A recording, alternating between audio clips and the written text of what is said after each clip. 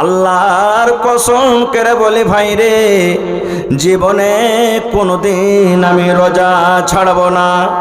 এক মাস আল্লাহ তাআলা রোজা ফরজ করেছেন, এক মাস তো রোজা রাখবো। আরো 11 মাসে বাঁচলো, 11 মাসের ভেতরে জীবনে রোজা ছাড়ব না। নফল রোজা চালিয়ে যাব, নফল রোজা চালিয়ে যাব। রোজা একদিনও বাদ দেব না, রোজা চালিয়ে যাব, রোজা ছাড়ব না। একজন কসম খেয়ে নিলেন, জীবনে কোনোদিন জেনে বুঝা রোজা ছাড়ব না। এবার 2 নম্বর সাহাবী কসম খেয়ে বলছেন, ও আমার ভাই শোনেন, আল্লাহর কসম করে আমি বলি রে, কোনোদিন জীবনে রাতের বেলাতে আমি ঘুমাবো না, আমি কোনোদিন রাতের বেলাতে ঘুমাবো না। তাহলে রাতের বেলাতে কি করব? তাহাজ্জুদের নামাজ পড়ে পড়ে রাতটাকে কাটিয়ে দেব। জীবনে কোনোদিন বিছানায় ঘুমাবো না, তাহাজ্জুদের নামাজ পড়ে পড়ে আমি রাতটাকে কাটিয়ে দেব। এবার 3 নম্বর সাহাবী বলছেন, ও আমার ভাই তাইলে শোনো, আমি আল্লাহর নবীর সাহাবী, আমি জীবনে কোনোদিন বিয়ে করব না, আমি জীবনে কোনোদিন সংসার বাড়াবো না, জীবনে কোনোদিন আমি ভেজালে পড়তে যাব না, আমি কুঁয়ারা হয়ে জীবনটাকে আমি কাটিয়ে দেব। যদি আমি বিয়ে করি, বাড়িতে স্ত্রী আসবে, তার জন্য খাটতে হবে, তাকে কাপড় লাগবে, তাকে খেতে লাগবে, আমার দুনিয়াতে ছেলে মেয়ে জন্ম নেবে, তার জন্য আমাকে মাঠে ঘাটে সময় দিতে হবে। আর যখন আমি মাঠে ঘাটে খাটতে যাব, তখন আমার ইবাদত বন্দেগীতে কমে যাবে। এই জন্য ভাই রে, আমি জীবনে কোনোদিন বিয়ে করব না, আমি কুঁয়ারা হয়ে জীবনটাকে কাটিয়ে দেব। 3 জন কসম খেয়ে নিলেন। একজন জীবনে কোনোদিন রোজাই ছাড়বো না, সারা জীবন রোজা করব। একজন কসম খাইছে কোনোদিন রাতের বেলাতে ঘুমাবো না, তাহাজ্জুদ নামাজ পড়ে পড়ে রাত কাটিয়ে দেব। আর একজন কসম খাইছেন কি, যে কোনোদিন বিয়েই করব না আমি। সুবহানাল্লাহ। হাই মুসলমান, আর আজকে আমাদের অবস্থা কি জানেন? কষা দিয়ে দুধ চুইছে, 12-14 বছর বয়স হয়েছে, এদিকে মাকে বলছে, দাদিকে পটাইছে, দাদুকে বলছে, আর মাকে কহানা গে যাহার বিয়েটা দিয়ে দিবে। দেখেন, বিয়ে করার জন্য আমরা হুড়াহুড়ি করছি। এই যে রমজান মাস সামনে আসছে, কত ভাই রোজার মাসে রোজা রাখবে না, দিনের বেলাতে যেমন এখন খাইছে, রোজার দিনও খাইবে। আর বলবে বাড়তে কি খরচা নেই, যে রোজা করে বেড়াবো, এত বড় লম্বা দিন রোজাটা কে করবে? এরকম লোক আছে না নাই ভাই বলেন? কত লোক বলবে, আবে আল্লাহকে দেখে ডরে না তো মানুষকে দেখে ডরিয়ে কি করবো, কি করে নিবে মুলবি রে? এই দেখেন রে মুসলমান, একজন সাহাবী কসম খেয়ে নিলেন, জীবনে কোনোদিন রোজা ছাড়বো না, রোজা চালিয়ে যাব। আর একজন কসম খেয়ে নিলেন, জীবনে কোনোদিন রাতের বেলাতে ঘুমাবো না। আর একজন কসম খেয়ে নিলেন, জীবনে কোনোদিন বিয়ে করব না। এই কথাগুলা বলে ওরা বাড়ির দিকে রওনা হয়েছে। ইতিমধ্যে নবী বাড়িতে ঢুকে গেছেন। নবীজি বাড়িতে ঢোকা পর এবার বিবিকে বলছেন, লোকগালা কে এসছিল গো, কে লোকগালা, কি বলছিল? এবার মায়েশা বলছে, নবীজি আপনার ইবাদত সম্পর্কে ওরা জানতে এসেছিল, আর আমি তাদের আপনার ব্যাপারে তারাকে বললাম, তো শুনে অল্প মনে হলো, তখন তারাকে ভালো লাগলো না। তো 3 জনের মধ্যে এরকম কসম খেয়ে গেল। একজনে বলছে যে নবী অল্প করছে চলবে, আমরা গুনাহগার পাপী, আমাদেরকে কম করে চলবে না কো। তো একজনে কসম খেয়ে বলছেন কোনোদিন রোজা ছাড়বো না। আর একজন কসম খেয়ে বলছে জীবনে কোনোদিন রাইতে শুধবো না। আর একদিন কসম খেয়ে বলছেন যে কোনোদিন বিয়েই করবো না কো। যেমন কথাটা বলা, নবীর চোখ গালা একবারে বেদনা দানার মতন লাল হয়ে গেল। যে তারা বলছেন, এই শোনো এখানে, শোনো এখানে, 3 জন তোমরা।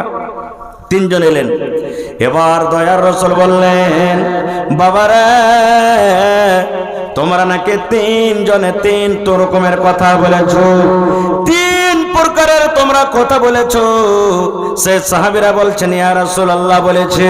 দয়ার নবী বললেন, বাবারে তোমরা আল্লাহকে দেখে যতক্ষণ ডরাও, আমি নবী তোমাদের থেকে বেশি আল্লাহকে দেখে ডরাই। তোমরা জাহান্নামকে দেখে যতক্ষণ ভয় করো, তোমাদের থেকে আমি নবী আল্লাহকে দেখে বেশি ভয় করি।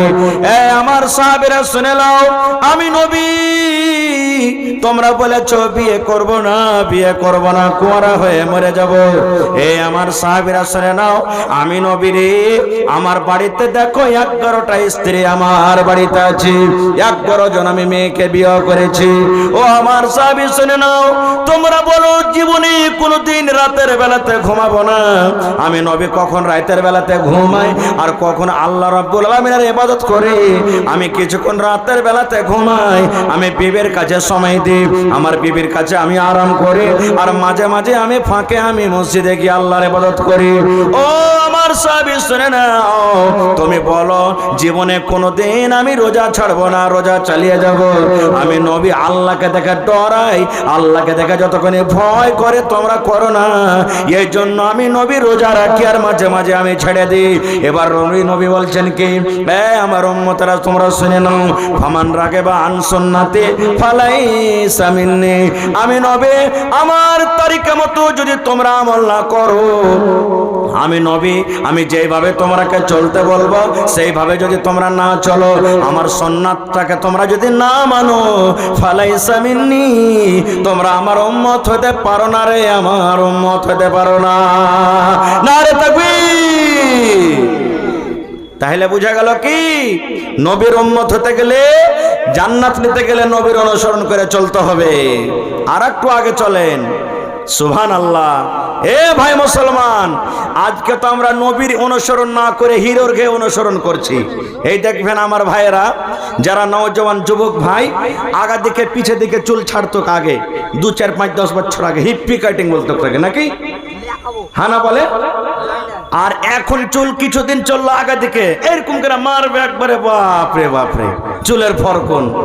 আবার এখন কিছু চুলের কাটিং এসেছে কি গোটায় চারিদিকে একবারে সুন্দর করে কাটবার মধ্যখানে একবারে রাখবে, ওইটার নাম বলে জুত্তা কাটিং, বলে না চাপ্পল কাটিং, চাপ্পল কাটিং বলে। ভাই বলছেন চাপ্পল কাটিং এটা। এ ভাই মুসলমান, আল্লাহ রাসূল সাল্লাল্লাহু আলাইহি ওয়াসাল্লাম যেভাবে আমল করতে বলেছেন রে ভাই, সেইভাবে যদি আমরা আমল না করে আমাদের আমল নষ্ট হয়ে যাবে, বরবাদ হয়ে যাবে রে ভাই, আমাদের আমল নষ্ট হয়ে যাবে, বরবাদ হয়ে যাবে। আপনারা সবাই জানছেন, সবাই শুনেছেন, আজকে আমাদের যুবকেরা কি নবীর অনুসরণ করতে ভালো লাগে না, আজকে আমার যুবক ভাইয়েরা কে ওয়াজ শুনতে ভালো লাগে না, আজকে আমার মায়েরা খালারা কে নসিহত শুনতে ভালো লাগে না। আল্লাহর নবী যখন দুনিয়াতে চলে গেলেন, প্রথম ইসলামের রাজা, ইসলামের খলিফা হলেন হযরত আবু বকর রাদিয়াল্লাহু তাআলা আনহু। যখন উনিও চলে গেলেন দুনিয়া থেকে, দ্বিতীয় রাজা, দ্বিতীয় খলিফা হলেন উমর রাদিয়াল্লাহু তাআলা আনহু। ইসলামের দ্বিতীয় রাজা, দ্বিতীয় খলিফাকে উমর রাদিয়াল্লাহু তাআলা আনহু একদিন মসজিদে নামাজ পড়াইতে শুরু করেছেন, ফজরের নামাজ। ভালো করে শুনবেন ভাই, ফজরের নামাজ পড়াইতে শুরু করেছে। আর উমর ফারুকের পরে কিন্তু একটা গোলামের রাগ থাকে। দুনিয়াতে এক অপরের পরে দুশ্মনী থাকে কি থাকে না, যে কোনো লোক হয়ে থাকে। তো ওই উমর রাদিয়াল্লাহু তাআলা আনহুর উপরে একটা গোলামের রাগ, কোনো কারণে রাগ হয়েছে।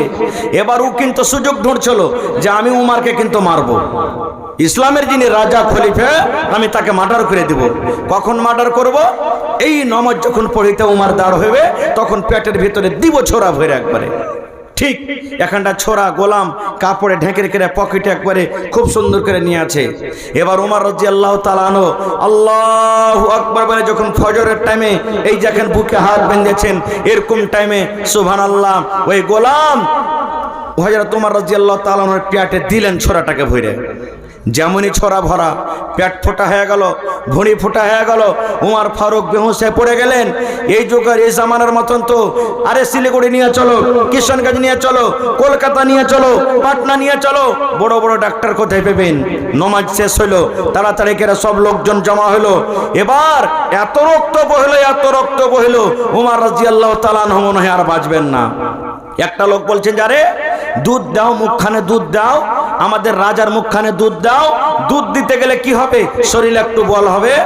কিন্তু রে সুবহানাল্লাহ, মুখ দিয়ে যেমন দুধ গালা দেয়, যে জায়গাতে জখম লেগেছে, যে জায়গাতে জখম হয়েছে, দুধ দুধ হয়ে বের হয়ে যায়, পেটে কিন্তু দুধ রহে না। হযরত উমর রাদিয়াল্লাহু তাআলা আনহুর কথা শুনে চারিদিকে খবরটা শুরু হয়ে গেল, চারিদিকে খবরটা রটে গেল, ইসলামের রাজা উমরকে মার্ডার করে দাও দেওয়া হয়েছে, মুসলমানের রাজাকে মার্ডার করে দেওয়া হয়েছে, মুসলমানের রাজাকে কাতাল করে দেওয়া হয়েছে। দেখার জন্য সমস্ত লোক দৌড়াতে দৌড়াতে দৌড়াতে দৌড়াতে দৌড়াতে দৌড়াতে ওমর রাদিয়াল্লাহু তাআলা আনহুর বাড়িতে এসেছেন। দেখছেন দেখছেন যাচ্ছেন, দেখছেন যাচ্ছেন, ইতিমধ্যে একটা নওজওয়ান হযরত ওমরকে দেখা পর ও বাড়ির দিকে রওনা হয়েছে, হাঁটছেন বাড়ির দিকে। আর কোন হিসাবে ওমর রাদিয়াল্লাহু তাআলা আনহুর ওই যুবকের উপরে চোখ পড়ে গেছেন, দিয়ে তাকে কি বলছেন জানেন? রে যুবক, তুমি আমার কাছে এসো রে বাবা, তোমাকে একটা আমি কথা বলবো। এবার যুবক যখন পাঞ্জরে এসেছেন, ওরে আল্লাহ, প্যার দিয়ে রক্ত বইছে, আর মনে হয় দুনিয়াতে হযরত ওমর রাদিয়াল্লাহু তাআলা আনহু বাঁচবেন না। এই সময়তে মুসলমান ওমর রাদিয়াল্লাহু তাআলা আনহু যুবককে বলছেন, রে আল্লাহর বান্দা, তুমি ওমরকে দেখতে এসেছো রে, তুমি মুসলমানের রাজাকে দেখতে এসেছো। আমার মতো যদি ওমর মরে যায়, আমার মতো ওমর যদি দুনিয়া থেকে চলে যায়, ইসলামের কোনো ক্ষতি হবে না রে, ইসলামের কোনো নোকসান হবে না। কিন্তু আল্লাহর বান্দা, যদি তুমি নবীর একটা কথা না মানো, নবীর যদি একটা কথা না মানো, নবী যদি একটা সুন্নাতের তুমি খেলাফ করে দাও, যদি তুমি নবীর একটা কথা না মেনে চলো রে, ইসলামের অনেক ক্ষতি হয়ে যাবে রে যুবক, কমে ক্ষতি হয়ে যাবে।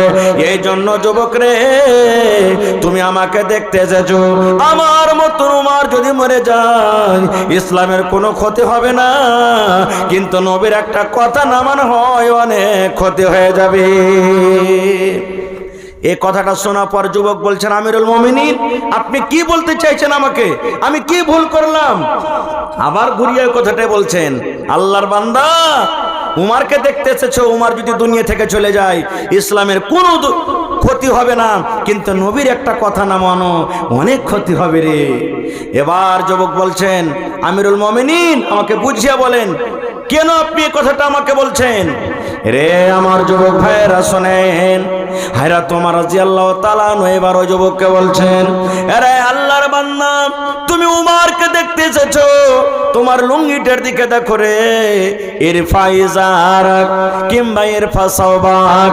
যুবক রে, নবীর হাদিস আছে, এই টাকনা থেকে নিচে যদি লুঙ্গি পায়জামা নিচে চলে যায়, ওই জায়গাটা কিয়ামতের দিন আল্লাহর জাহান্নামে পড়বে। যে টাকনা থেকে নিচে লুঙ্গি পায়জামা চলে যাবে, ওই জায়গাটা আল্লাহর কিয়ামতের দিন জাহান্নামের আগুনে জ্বলবে। এই জন্য যুবক রে, তুমি লুঙ্গিটাকে উঁচা করে পরো, তুমি এই টাকনা থেকে লুঙ্গি পায়জামাটাকে উঠিয়ে নাও। যদি তুমি টাকনা থেকে উঁচা করে লুঙ্গি পরো রে যুবক, নবীর কথা মানা হবে, ইসলামের কথা মানা হবে, নবীর তারিকা মতন জীবনটা কাটা হবে রে, একটা নবীর হাদিসের প্রতি আমল হবে, আল্লাহ এবং আল্লাহ রাসূল রাজি হয়ে যাবেন। আর তুমি আমাকে দেখতে এসেছো, আর যদি নবীর কথা না মানো যুবক রে, আমার মতো উমরকে দেখে তোমার কোনো লাভ হবে না। নারে তাকবীর!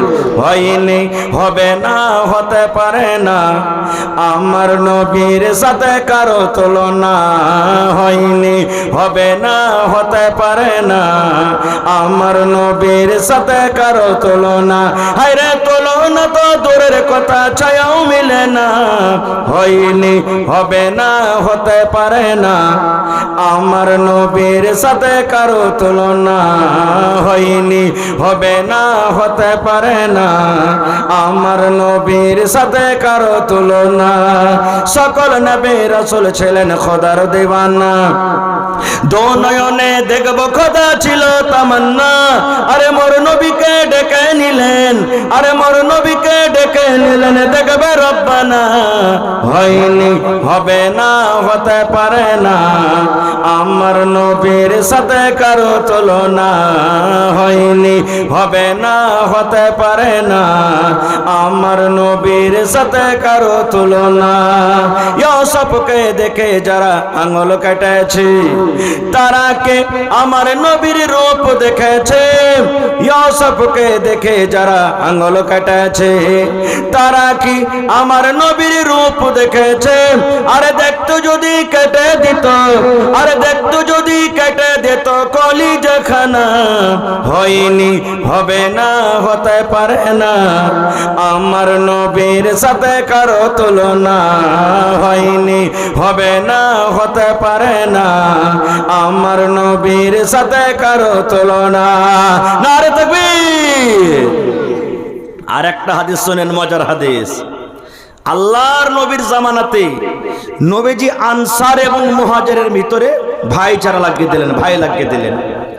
কারণ যারা মক্কা থেকে হিজরত করে মদিনে চলে গেছেন, বাড়ি ঘর, কত লোক নিজের বিবি, কত লোক নিজের ছেলে মেয়ে, জমিন জায়গা সব ত্যাগ করে চলে গেছেন, সবাই জানছেন এটা নাকি? এবার মদিনাতে যখন পৌঁছলেন, নবীজি ভাই লাগিয়ে দিলেন, এই এটা তোমার ভাই, এটা তোমার ভাই, এটা তোমার ভাই, এটা তোমার ভাই, এটা তোমার ভাই, নিজের মায়ের পেটের মতন ভাইয়ের মতন রিশতা লাগিয়ে দিলেন। সব সাহাবীর কথা বলবো না, একটা সাহাবীর কথা শুনেন। সালমান রাদিয়াল্লাহু তাআলা আনহু আর আবু দারদা রাদিয়াল্লাহু তাআলা আনহু দুজনের মধ্যে ভাই লাগিয়ে দিলেন নবীজি। এ সালমান, এ আবু দারদা, তোমরা হলে দুটা ভাই। সহিহ হাদিস ভাই, ভালো করে শুনবেন। এবার থাকতে থাকতে থাকতে কিছুদিন পর সালমান রাদিয়াল্লাহু তাআলা আনহু ভাই আবু দারদার বাড়ি বেড়াইতে গেছেন। আমরা বেড়াইতে যাই না? আমার ভাই পূর্ণিয়াতে আছে রে, আমার ভাই ঠাকুরগঞ্জে আছে, আমার অমুক জায়গাতে আছে, এরকম ধরনের যদি আমাদের রিশতা থাকে, আত্মীয় থাকে, আমরা বেড়াতে যাই কি যাই না ভাই? তো সালমান রাদিয়াল্লাহু তাআলা আনহু ভাইয়ের বাড়ি বেড়াইতে গেছেন। কার বাড়ি? আবু দারদা ভাইয়ের বাড়ি। এবার যখন বাড়িতে গেলেন, সালাম চাইলেন, পারমিশন নিলেন, ইজাজত দেওয়া হলো, বাড়িতে ঢুকলেন। তো বাড়িতে ওর ভাবি আছে, আবু দারদার স্ত্রী বাড়িতে আছে, ভাই নাই বাড়িতে। এবারে সালমান বলছেন, আমি আমার ভাবিকে জিজ্ঞাসা করলাম যে ভাবি, ভাই কই? বলছে, ভাই রে, তোমার ভাই মাঠে কাম কাজ করতে গেছে, তুমি বৈশ্য এক্ষুনি মনে হয় বাড়িতে ঢুকছেন নাকি? এবারে সালমান বলছেন ওর ভাবিকে, হ্যাঁ গে ভাবি, ব্যাপার কি কিছু বুঝতে পারি না। বলছে, কি রে ভাই? বলছে যে ভাই বাড়িতে আছে, আর তুমি দেখো কত পুরাতন কাপড় পিন্ধে আছো, কাপড়টা ভালো নাই, মাথার চুলগুলা উস্কো খুস্কো হয়ে আছে, সিধা করে নাও, মুখে পাউডার লাগিয়ে নাও, মুখটাকে তোমার চিকন করে রাখনি, এই তোমার দেখো শরীরে মাথাতে চুলে তোমার চিরুনি করা নাই, তুমি একটা স্বামীর সামনে যেরকম একটা মহিলাকে থাকা দরকার, এই মতো তুমি চিকন চাকন হয়ে নাও, ব্যাপারটা কি বুঝতে পারি না? যখন কথাটা বলা, এবারে আবু দারদার স্ত্রী বললেন, কার জন্য আমি সাজবো রে ভাই? কে আমার সাজন দেখবে? কার জন্য আমি সাজবো? কার জন্য আমি নতুন কাপড় পেনবো? কে আমার সাজ দেখবে? কার জন্য আমি ভাইরে চিরুনি করব? কার জন্য আমি চোখে সুরমা লাগিয়ে রাখবো? কার জন্য আমি কাজল লাগিয়ে রাখবো? কার জন্য আমি সেন্টওয়ালা তেল মাখিয়ে রাখবো? কার জন্য আমি আতর লাগিয়ে রাখবো? কে আমাকে দেখবে? আমি কাকে গলা দেখাবো রে ভাই?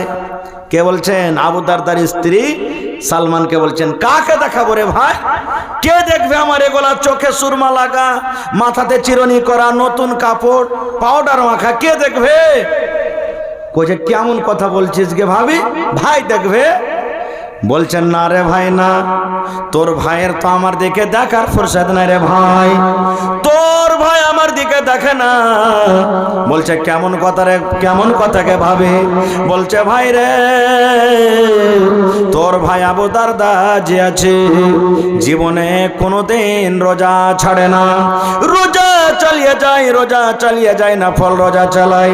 আর ভাই তুমি তো জানো, মানুষ যখন রোজা করে থাকে, রোজার হালাতে মানুষ বিবির সাথে মিলতে পাবে না, রোজার হালাতে মানুষ বিবির সাথে মিলন করতে পাবে না, রোজার হালাতে বিবির কাছ থেকে আলাদা হয়ে থাকতে হবে।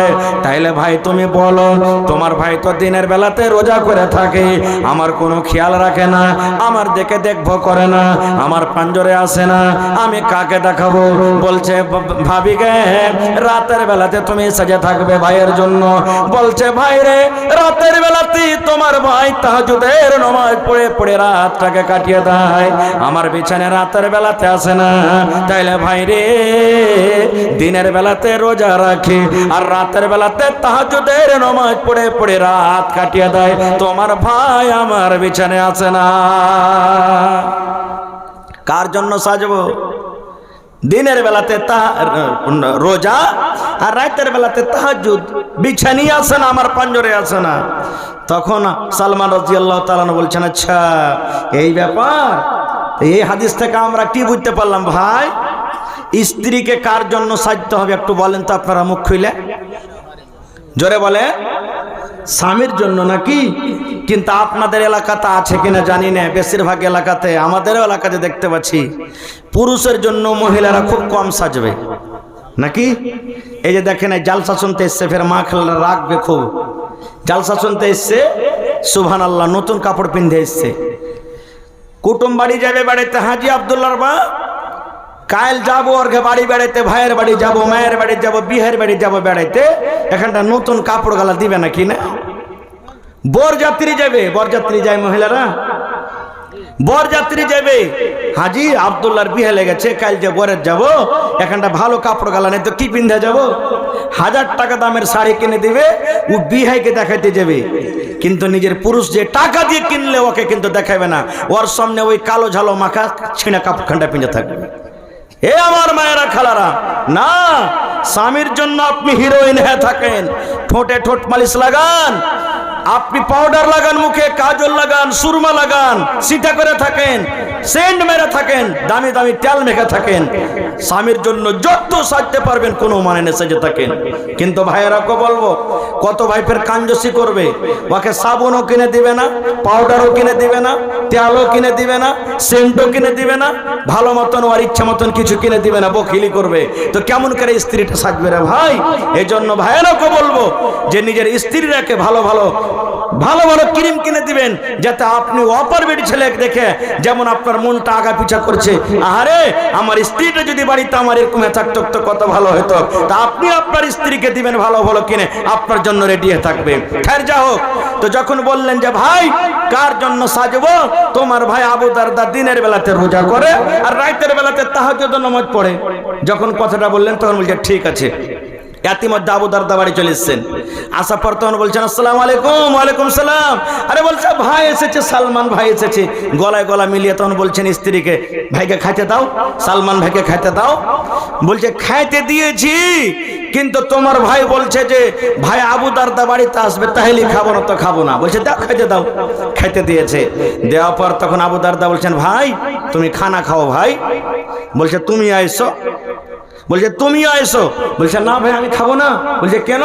বলছে আমি রোজা করে আছি। বলছে কেমন রোজা? বাকি রোজা না তো না। বলছে কেমন রোজা? বলছে নফল রোজা। এবার যখন কথাটা বলা, সালমান রাদিয়াল্লাহু তাআলা বললেন, ও ভাই আবু দারদা, তোমার বাড়িতে কুটুম হয়েছে রে ভাই রে, তুমি যদি আমার সাথে খানা না খাও, আমি সালমান তোমার বাড়িতে খানা খাবো না। তুমি আমার সাথে খানা খাও তাহলে আমি খাবো, আর যদি তুমি আমার সাথে খানা না খাও, আমি সালমান তোমার বাড়িতে খানা দূরের কথা এক ডক পানিও আমি পান করব না। যদি আমাকে খেতে দিতে চাও ভাইরে, তোমাকে আমার সাথে খানা খেতে হবে। বলছে হ্যাঁ রে ভাই আমি যে রোজা করে চলে, ছেড়ে দাও রোজা। রোজা ছেড়ে দিলেন, রোজা নফল রোজা ছেড়ে দিলেন। এবার দুই ভাই খানা খাওয়া হলো, দিন কেটে গেল। এবার সন্ধ্যা হলো, মাগরিবের নামাজ হয়ে গেল, এশারের নামাজ হয়ে গেল। এবার এশারের নামাজ পর আবু দারদা সালমানকে বলছেন, সালমান ভাই রে, এই রুমটার ভিতরে তুমি আরাম করো, আর আমি মসজিদের ভিতরে চললাম তাহাজ্জুদের নামাজ পড়তে। বলছে এই যেতে পাবে না এখনো, আমি কি তাহাজ্জুদের নামাজ পড়বো না? আমিও নামাজ পড়বো। এখানে তাহাজ্জুদের নামাজের টাইম হয়নি। আপনারা জানছেন, যখন কোনো ছেলেরা নতুন বিয়ে করে, বাড়িতে দাদি কিংবা নানি কিংবা ভাবি কিংবা চাচাতো বোন ওর হাতখানটাকে ধরে নতুন বাসরের ঘরে ঠেলে দেয়। এরকম হয় না যে যা তুই রাতটা কাটা, এখন আরামের রাত কাটা, তুই আরামের ঘুম ঘুমা।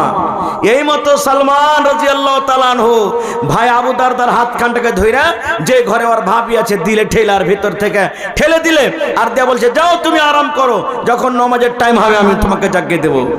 এবার বন্ধুরে আমার হযরত আবু দারদা রাদিয়াল্লাহু তাআলা আনহু বললেন এই করে করে রাত 9টা হয়ে গেল, 10টা হয়ে গেল, 12টা হয়ে গেল, মিয়া বিবির আমাদের মিলন হলো, মিয়া বিবির আমাদের সহবাস হলো। ঠিক রাত 1টা 2টা যখন হয়ে গেল, এবার সালমান আমাকে বাইরে থেকে দরজাতে ধাক্কা দিয়ে বলছেন ভাই আবু দারদা এখন তুমি উঠে যাও রে ভাই, এখন নামাজের টাইম হয়ে গেছে, এখন ভাই তুমি বিছানা ছেড়ে দাও, এখন নামাজের টাইম হয়ে গেছে রে ভাই, তুমি এখন উঠে যাও। এবার আবু দারদা বললেন আমি ফরজ গোসল করলাম, ফরজ গোসল করার পর আমরা দুই ভাই তাহাজ্জুদের নামাজ পড়লাম। এবার আমাকে বললেন ও ভাই আবু দারদা তুমি শুনে নাও ভাই রে, শুনে নাও ও আমার দরদি ভাই, তুমি শুনে নাও রে ভাই, তোমাকে আল্লাহ রাব্বুল আলামিন চোখ দান করেছে, এই চোখকে তোমাকে আরাম দিতে হবে রে ভাই, তোমাকে চোখকে আরাম দিতে হবে। আল্লাহ তোমাকে যে বডি দান করেছেন এই বডিকে আল্লাহ আরাম করার জন্য দিয়েছেন, আরামও করতে হবে। আল্লাহ যে রাতটা দিয়েছেন রাতের বেলাতে তোমাকে আরাম করতে হবে। আল্লাহ তোমাকে সুন্দর গোলাপ ফুলের মতন স্ত্রীটা দিয়েছে, স্ত্রীর তোমাকে হক আদায় করতে হবে, স্ত্রীর পাঞ্জরে তোমাকে ঘুমাইতে হবে, স্ত্রীর পাঞ্জরে তোমাকে ভালো মন্দ গল্প করতে হবে। তোমার বাড়িতে যদি মেহমান চলে আসে মেহমানের সাথে তোমাকে খানা খেতে হবে, মেহমানের সাথে ভালো মন্দ গল্প করতে হবে। তুমি আল্লাহর হক আদায় করবে, মেহমানের তুমি হক আদায় করবে না, তুমি বিবির হক আদায় করবে না, তুমি চোখকে আরাম দিবে না। সমস্ত হককে বাদ দিয়ে তুমি যদি এক আল্লাহর হক আদায় করো এরকম ইবাদতে আল্লাহ রাজি হবে না, এরকম ইবাদতে আল্লাহ রাজি হবে না, এরকম ইবাদতে আল্লাহ রাজি হবে না। যাও তোমাকে চোখকে আরাম দিতে হবে, মেহমানের হক আদায় করতে হবে, বিবির হক আদায় করতে হবে, সমস্ত কিছুর হক আদায় করতে হবে, তাহলে তোমার আমল আল্লাহর কাছে কবুল হবে। না হলে সমস্ত লোকের হক বাদ দিয়ে তুমি এক আল্লাহর হক আদায় করবে এরকম ইবাদতে আল্লাহ রাজি হবে না। আবু দারদা বলছেন ফজরের নামাজের পর আমি নবীর কাছে চলে গেলাম, আর আমার সাথে যা ঘটনা ঘটেছে নবীকে সব কথা আমি বলে দিলাম। এবার নবী তখন বলছেন আবু দারদা সাদাকা সালমান, সালমান ঠিকই বলেছে তোমাকে, ঠিকই তোমাকে বলেছে। তো ভাই আমার এই হাদিস থেকে বুঝতে পারলাম কি ইবাদত বান্দেগি করতে গেলে আল্লাহ তাবারাক ওয়া তাআলা রাসূলের অনুসরণ করে করতে হবে। আমরা কাহারি হক মারবো আর কাহারি হক মেরে আল্লাহর ইবাদত করব, এরকম ইবাদত আল্লাহ কবুল করবেন না। আর একটু আগে চলেন, আপনাদের এলাকাতে, আপনাদের এই এলাকাতে মহিলারা ঈদ বকরিদের নামাজ কোথায় পড়েন ভাই? ঈদগাহে না মসজিদে? জোরে বলেন। মসজিদের ভিতরে নাকি? এই মসজিদে পড়ার কিন্তু প্রমাণ নেই। মহিলাদের ব্যবস্থা করতে হবে, আপনাদেরকে মহিলাদের ব্যবস্থা করতে হবে। এবং মা খালাদেরকে বলবো এ আমার মায়েরা খালারা আপনাদের জন্য একটা খুব মজার হাদিস শুনে যাচ্ছে গে মা। আহা, আল্লাহর নবীর জামানাতে এক মহিলা সুবহানাল্লাহ নিজের স্বামীর উপরে কেস করতে চলে গেছেন। আজকে ভাই ভাই লড়াই হয়, ভাই ভাই ঝগড়া হয়, মানুষ কেস করতে যায় থানাতে কোর্টে। নবীর দরবারে এক মহিলা নিজের পুরুষের উপরে কেস করতে চলে গেছেন। কেমন কেস? আমাকে ভাত কাপড় দেয় না, জি না। আমাকে ভালো মন্দ খেতে দেয় না, জি না। আমাকে বাড়িতে গালিগালাজ করে, জি না। কিসের কেস? এই আমার মায়েরা খালারা ভাইরা শুনেন, সেই মহিলা বলছেন আমার স্বামীর নাম হলো সাফওয়ান বিন মুআত্তাল, আমি স্বামীর ব্যাপারে নবীর দরবারে কেস করতে গেলাম। কেস করতে যদি যাচ্ছি দেখছি নবীর পাঞ্জরে আমার স্বামীও বসে আছেন। আপনারা যেমন বসে আছেন, নবীর জামানাতে মজলিস লেখা আছে। সেই মহিলা বলছেন আমি চলে গেলাম ভালোভাবে পর্দাশীলা হয়ে নবীর দরবারে। এবার দেখছি আমার স্বামীও কিন্তু নবীর পাঞ্জরে বসে আছেন। এবার মনে মনে বলছেন আল্লাহ, যার ব্যাপারে কেস করব সে কেত নিয়ে এসেছি, সে আমার স্বামী তো নবীর পাঞ্জরে বসে আছে, আল্লাহ কি করবো এখন? বলছেন না, যা হবে পরে হবে, কিন্তু আমি নবীর দরবারে এসেছি, সে কাজ করে যাব। কি শেখায়ত? সে মহিলা বলছেন আসসালামু আলাইকুম ওয়া রাহমাতুল্লাহ। আল্লাহ রাসূল বলছেন ওয়ালাইকুম আসসালাম ওয়া রাহমাতুল্লাহ। কি ব্যাপার? এই আমার মায়েরা খালারা ভাইরা শুনেন। এবারে সেই মহিলা বললেন ইয়া রাসূলুল্লাহ, আল্লাহর নবী গো, আমার আমার স্বামী সাফওয়ান বিন মুআত্তাল গো নবী যে আপনার পাঞ্জরে বসে আছেন নবী গো তার ব্যাপারে তিনখানা আমি শিকায়ত নিয়ে এসেছি। এই যে আমার স্বামী সাফওয়ান বিন মুআত্তাল আপনার পাঞ্জরে বসে আছেন তার ব্যাপারে তিনখানা আমি কেস করতে এসেছি গো নবীজি। এক নম্বর কেস হলো আমি যখন নামাজ পড়ি, আমি নামাজ যখন পড়ি হয়তো আমি তাশাহুদে থাকি কিংবা হয়তো আমি রুকুতে থাকি কিংবা নামাজ আমি দাঁড়িয়ে থাকি, নবী গো আমার স্বামী আমাকে নামাজের হালাতে মারে, আমাকে কিলের বাড়ি মারে, আমাকে ফাটের বাড়ি মারে, নামাজের হালাতে আমাকে মারে আর বলে বেবে রে নামাজ ছেড়ে দে, তোকে নামাজ পড়তে হবে না। দুই নম্বর নবী গো আমি যখন রোজা রাখি আমার রোজাটাকে ভেঙে দেয়, ছাতু মুখে দিয়ে দেয় কিংবা পানি দিয়ে দেয় কিংবা মুখে খাজুর দিয়ে দেয় কিংবা নবী গো আমাকে আঙিনা থেকে বিছানের দিকে আমাকে উঠিয়ে নিয়ে চলে যায় আর বিছানে উঠিয়ে নেওয়ার পর আমার সাথে সহবাস করার পর আমার রোজাটাকে ভেঙে দেয়। নবী গো তিন নম্বর শিকায়ত হলো আমার স্বামী সাফওয়ান ফজরের নামাজ পড়েন যখন সূর্য উঠে যায়। কয়টা হলো? তিনখানা কেস হয়ে গেল। এক নম্বর রাসূল বললেন, সেই মহিলা বলছেন নবী গো আমি নামাজ পড়ি, আমার স্বামী নামাজের হালাতে মারে আর বলে বিবি রে নামাজ ছেড়ে দে। দুই নম্বরে আমার মুখে খাজুর দিয়ে কিংবা পানি দিয়ে কিংবা আমাকে বিছানে উঠিয়ে নিয়ে চলে যায় আর যাওয়ার পর আমার রোজাটাকে ভেঙে দেয় আর বলে বিবি রে তোকে রোজা রাখতে হবে না। তিন নম্বরে নবী গো আমার স্বামী ফজরের নামাজ পড়ে যখন সূর্য উঠে যায়, সূর্য ওঠার আগে আমার স্বামী ফজরের নামাজ পড়ে না। সুবহানাল্লাহ, তিন শিকায়ত হয়ে গেল। এবার নবীজি তার স্বামীকে বলছেন সাফওয়ানকে, আরে বাবা সাফওয়ান তোমার স্ত্রী তোমার ব্যাপারে তিনখানটা শিকায়ত করেছে, কেস করেছে, এগুলা কেমন করে বাবা, সত্য না মিথ্যে? এই জামানার যদি আমরা পুরুষ হতাম তো কি বলতাম? চোখ মুখকে লাল করে একবারে দাঁত কোটাকে একবারে কড়মড় করে বলতাম, হলের বেটি হলে তোকে কাপড় দিচ্ছি, খাইতে দিচ্ছি, পিনতে দিচ্ছি আর তুই আমার ব্যাপারে শিকায়ত করতে এসেছিস, চল তোকে বাড়িতে যা, তোকে দেখছি ধুর মুছে তোকে ধুনবো, এই কথাটাই বলতাম।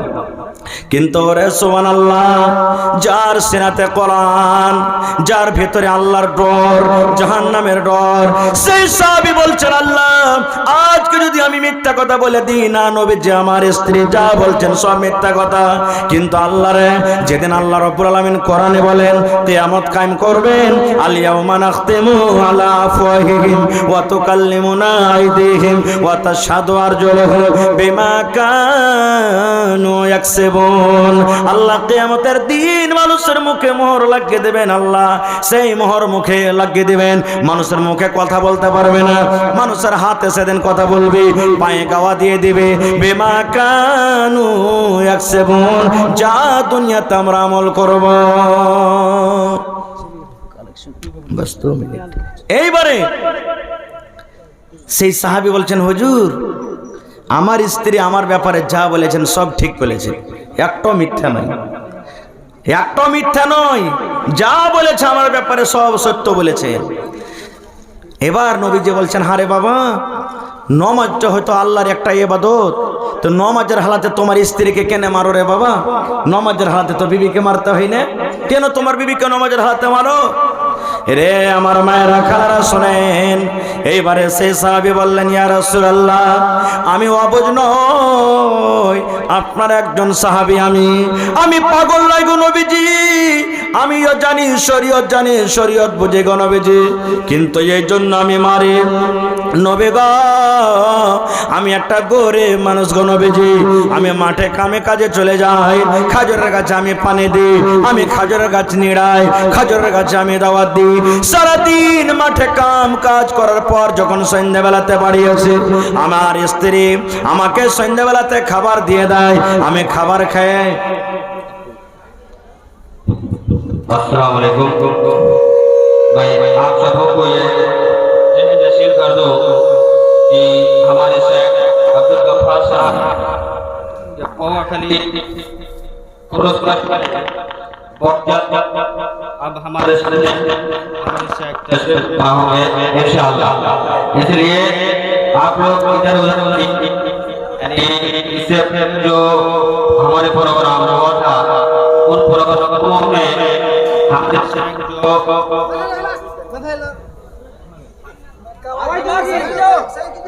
जो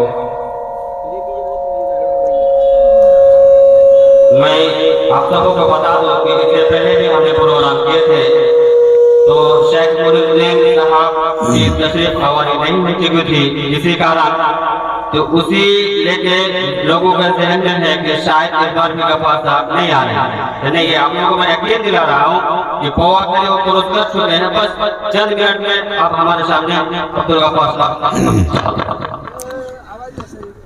তো ভাই আমার এবার সে সাহাবী বললেন, ইয়া রাসূলুল্লাহ, আমি একটা গরিব মানুষ, সারাদিন মাঠে কাম কাজ করে গনবে যে এবার সন্ধ্যাবেলাতে যখন বাড়ি আসি আমার স্ত্রী আমাকে খাবার দিয়ে দেয় আর আমাকে বলেন, স্বামী গো এবারে আপনি বিছানায় ঘুমিয়ে যান, এবার আপনি বিছানায় শুতে যান। এবার আমার স্ত্রী কি করে, এশারের নামাজের পড়তে শুরু করেন, এশারের নামাজের পর তাহাজ্জুদ পড়তে শুরু করেন। কত লম্বা লম্বা সূরা পড়েন গো নবীজি। কোরআনের ভিতরে সব থেকে যেগুলো বড় বড় সূরা গো নবীজি, কোরআনের ভিতরে সব থেকে যেগুলো বড় বড় সূরা গো নবীজি, এক এক রাকাতে দুটা দুটা করে সূরা তেলাওয়াত করেন। সুবহানাল্লাহ। আপনারা জানছেন কোরআনের ভিতরে সূরা বাকারা লম্বা সূরা, সূরা আলে ইমরান বড় সূরা, সূরা মায়েদা বড় সূরা, সূরা নিসা বড় সূরা। নবী গো 4 পারা কিংবা 4.5 পারা করে কোরআন এক এক রাকাতে তেলাওয়াত করেন। এবার আপনি বলেন তো, এক রাকাতে যদি 4 পারা করে কোরআন তেলাওয়াত করেন তাহলে 2 রাকাত পড়িতে কত সময় লাগবে, 3 রাকাত পড়িতে কত সময় লাগবে, 4 রাকাত পড়িতে কত সময় লাগবে। এই করতে করতে কোনদিন রাত 2টা হয়ে যায়, কোনদিন রাত 12টা হয়ে যায়, কোনদিন মজ্জান সাহেব ফজরের টাইমে আজান দিয়ে দেয়। আমি তখন বিবিকে বলি, একদিন বোঝালাম বিবি রে, এত লম্বা লম্বা করে তুমি তেলাওয়াত করো না। এই আমার বিবি শোনো, আমি একটা গরিব মানুষ, মাঠে আমি কাম কাজ করি, তুমি আমার বিছানাতে তুমি এসো, আমার বিছানায় তুমি আরাম করো, আমার পাঞ্জরখানে তুমি একটু ঘুমাও, আমার মাথাতে একটু তেল দিয়ে দাও, গা হাতে তুমি একটু তাল দিয়ে দাও, গা হাতটাকে তুমি একটু মালিশ করে দাও। কিন্তু নবী গো, আমার স্ত্রী আমার কথা মানে না, আমার কথা শোনে না। আমি একদিন বোঝালাম, 2 দিন বোঝালাম, 3 দিন বোঝালাম, 5 দিন বোঝালাম, আমার কথা শুনে আমার বিছানায় যখন না আসে গো নবীজি, এদিকে আমার বিছানায় ঘুম আসে না, মন খান আমার ছটপট ছটপট করে, রাতের বেলাতে আমার ঘুম আসে না। নামাজ যখন না ছাড়ে আমি তখন আমার বিবিকে মারি আর বলি, বিবি নামাজ ছেড়ে দাও, তোমাকে নামাজ পড়তে হবে না। লম্বা লম্বা তেলাওয়াত করে আমার বিছানায় আসে না, এই জন্য আমি তাকে মারি।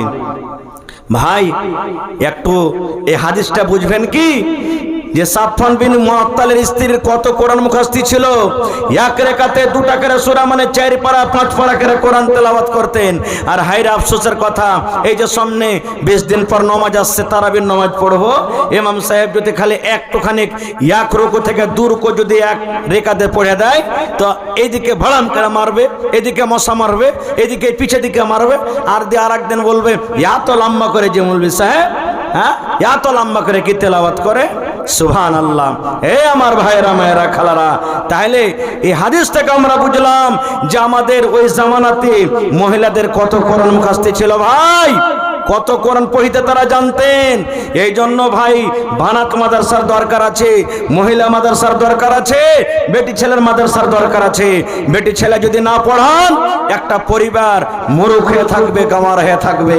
একটা পরিবার নিজের ছেলে মেয়েকে ভালোভাবে কিভাবে চালাবে সে কিন্তু জানতে পারবে না। না হলে यार आगो आमी জালসাতে বলেছি কোন জায়গাতে, আজকে আমি বলছি, আজকে এই যে আমার বর্তমান যুগের মায়েরা খালারা বোনেরা পড়ালেখা হওয়ার কারণে মেলায় দিনের কথা বুঝছে শিখছে বলছে, না হলে 15-20 বছর আগে যখন আমার মা খালারা নিজের বেটা বেটিকে রাতের বেলাতে পেশাব করতে উঠাইতো তখন ওরাকে দোয়া শিখাইতো। কি দোয়া জানেন?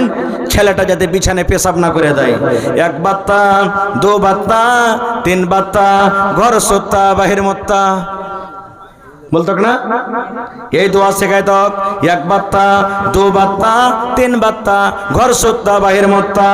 এই দোয়া আমার মায়েরা খালারা শেখালছেন, কিন্তু মাকে বলবো মারি এটা দোয়া নয় গা মা, এটা হাদিসের কথা নয়, এটা কোরআনের কথা নয়, এটা মানুষের কথা। যদি ওই মা পড়ালেখা হতো তাহলে ছেলেরাকে বলতো বাবারে আল্লাহর নবীর হাদিস আজারে মা, আল্লাহর নবী বলেছেন ও আমার উম্মতরা শোনো, যখন তুমি পেশাব পায়খানা করতে বসবে তখন তোমাকে এই দোয়াটা পড়তে হবে, বিসমিল্লাহি আল্লাহুম্মা ইন্নী আউযু বিকা মিনাল খুবুসি ওয়াল খাবাইস। এই দোয়া পড়তে হবে ভাই আমার। এই জন্য আপনাকে বলবো, এই যে এলাকার মধ্যে মনে হয় আশেপাশে 10-20 কিলোমিটার লিয়া বানাত মাদ্রাসা নেই, আছে তো কিষানগঞ্জ একটা আছে নাকি, যেটা মাহাদ, তার আশেপাশে মনে হয় আর বানাত বেটিছেলের মাদ্রাসা নেই। এই মাদ্রাসাতে ভাই আপনারাকে বলবো বেটি রেখে দিন। বেটাকে পড়াইবেন, একটা লোককে পড়াইলেন, একটা বেটিকে পড়াইবেন, একটা পরিবারকে আপনি পড়াইলেন।